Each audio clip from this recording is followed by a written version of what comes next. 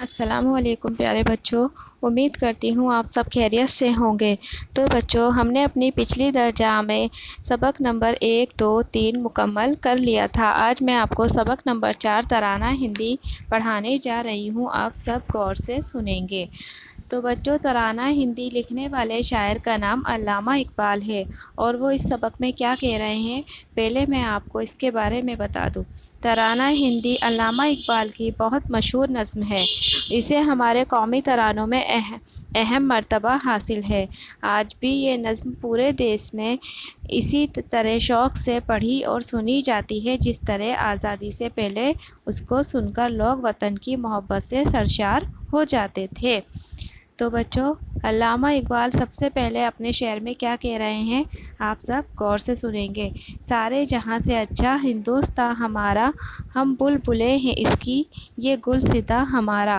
تو بچوں، ان اشعار سے صاف ظاہر ہوتا ہے کہ وہ ہندوستان اور یہاں رہنے والے ہر شخص سے، خواہ وہ کسی بھی مذہب سے تعلق رکھتے ہوں، بہت محبت کرتے تھے۔ کون؟ علامہ اقبال۔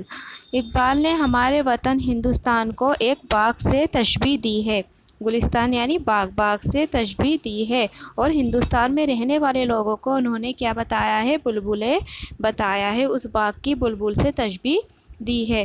غربت میں ہوں اگر ہم، رہتا ہے دل وطن میں، سمجھو وہیں ہمیں بھی دل ہو جہاں ہمارا۔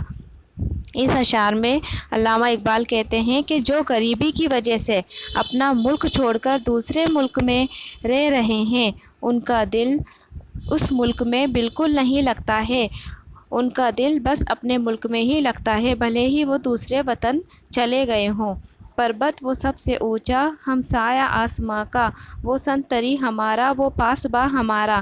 اس اشعار میں اقبال فرماتے ہیں کہ ہمارا ہندوستان انتہائی محفوظ ہے، یعنی بہت ہی ہمارے لیے کیا ہے؟ محفوظ ہے، کیونکہ ہماری سرحد پر ہمالیہ پہاڑ ہے۔ کیسا ہے؟ ایک بہت اونچا ہمالیہ پہاڑ ہے جو آسمان کی بلندیوں کو چھو رہا ہے، اور یہی پہاڑ ہماری حفاظت کر رہا ہے، ایک سپاہی کی طرح ہمیشہ ہر وقت پہرا دیتا رہتا ہے۔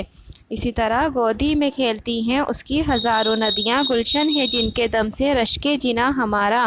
ہمارے ہندوستان کی سرزمین میں ایسے خوبصورت نظارے ہیں کہ ان کو بیان نہیں کیا جا سکتا ہے۔ یہاں موجود ندیاں، ان کا صاف پانی اپنے آپ میں ایک مثال ہیں، اپنے خوبصورت نظارے، ایک بہت ہی خوبصورت نظارے ہیں کہ جنت بھی ان پر کیا کرتی ہے؟ رشک کرتی ہے۔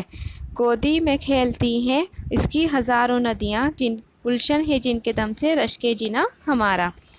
اور پھر آگے دیکھتے ہیں۔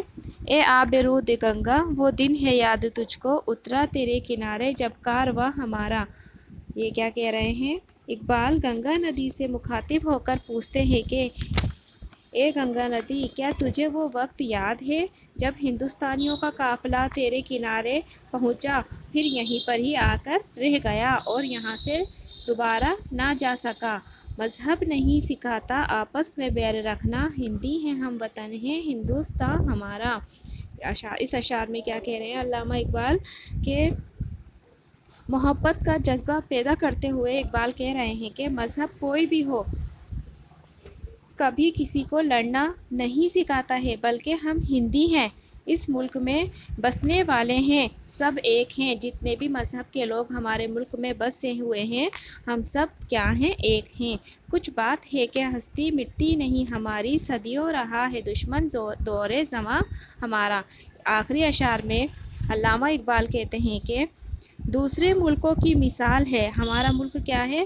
دوسرے ملکوں کی مثال ہے، جیسے گریک سے لے کر مصر۔ یہاں پر کیا مقصد ہے ان کا؟